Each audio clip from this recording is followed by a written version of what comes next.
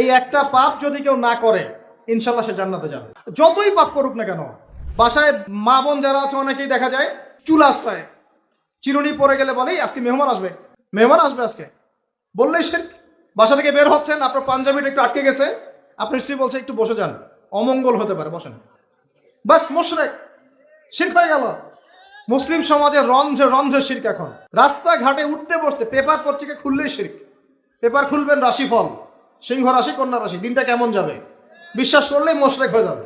রাস্তার পাশে টিয়া পাখি দিয়ে ভাগ্য পরীক্ষা করছে, হাতটা দেখে দেন তো ভাই কি আছে, বললেই শিরক হয়ে যাবে।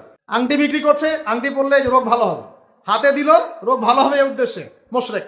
এই আকীদা নিয়ে পড়লেই মুশরিক। আবু জেহেলের যুগের বেশিরভাগ মানুষ শিরক করতো। কি করতো ভাই? লাত, উজ্জা, হবল, মানাত এইসব মূর্তি পূজা করতো। এখন হয়তো মুসলিম সমাজে এটা নাই ঠিকই, কিন্তু মুসলিমরা এখন কবর মাজার পূজায় শুরু করেছে, করে নাই? মুসলিমরাও এখন নেক্সট সুরতে ধোকা খাচ্ছে।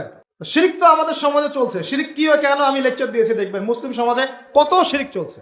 আবু জেহেলের যুগে শিরক ছিল, এখনকার সমাজেও শিরক আছে। তারা লা ইলাহা ইল্লাল্লাহ না পড়ে শিরক করতো, আমরা পড়েও শিরক করি। আল্লাহ পাক আমাদের সবাইকে শিরকের পাপ থেকে হেফাজত করুন বলি আমি।